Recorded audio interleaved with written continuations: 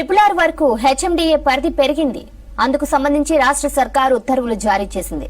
దీంతో హెచ్ఎండిఏలోకి మరో 4 జిల్లాల్లోని 16 మండలాలు రానున్నాయి. అంటే మొత్తం 11 జిల్లాలు, 104 మండలాలు, 1355 గ్రామాలకు విస్తరించింది హెచ్ఎండిఏ. మరోవైపు ఫ్యూచర్ సిటీ డెవలప్మెంట్ అథారిటీ FCDAని ఏర్పాటు చేస్తూ రాష్ట్ర ప్రభుత్వం ఉత్తర్వులు జారీ చేసింది. Hyderabad metropolitan development authority HMDA పరిధిని పెంచుతూ రాష్ట్ర ప్రభుత్వం కీలక నిర్ణయం తీసుకుంది. హెచ్ఎండిఏ పరిధిలోకి మరో 4 జిల్లాల్లోని 16 మండలాలను చేరుస్తూ ఉత్తర్వులు జారీ చేసింది.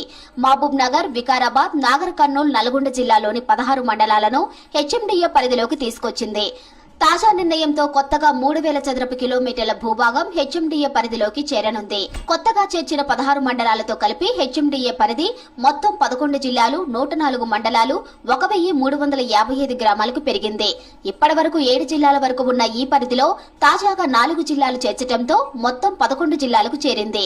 ORR నుంచి RRR వరకు హెచ్ఎండిఏని విస్తరించారు. హెచ్ఎండిఏ పరిధి విస్తరణతో ప్రభుత్వం చేపట్టిన మాస్టర్ ప్లాన్ అమల్లోకి రానుంది. దీంతో హైదరాబాద్ పరిధిలో విప్లవాత్మక మార్పులు రానున్నాయి. 2031 మాస్టర్ ప్లాన్ ఇప్పటి వరకు అమల్లో ఉండగా దీనిని మరో 25 ఏళ్లు పొడిగించే అవకాశాలు ఉన్నాయి. హెచ్ఎండిఏ విస్తరణ పెరగడంతో భూముల రేట్లు కూడా భారీగా పెరిగే అవకాశం ఉంది. అలాగే హైదరాబాద్ సిటీ అభివృద్ధి కూడా RRR వరకు విస్తరించనుంది. గత 10 ఏళ్లుగా హైదరాబాద్ సిటీ విస్తరిస్తూ వచ్చింది.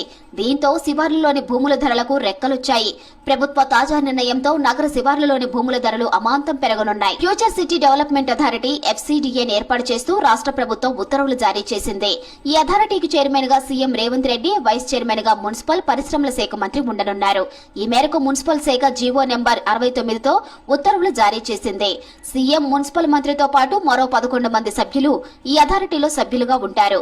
ఉమ్మడి రంగారెడ్డి, మహబూబ్ నగర్ జిల్లాలోని 7 మండలాల్లోని 56 గ్రామాల పరిధిలోని 768 చదరపు కిలోమీటర్ల విస్తీర్ణంలో ఫ్యూచర్ సిటీ డెవలప్మెంట్ అథారిటీ ఏర్పాటుకు ఇటీవల కేబినెట్ ఆమోదం తెలిపింది.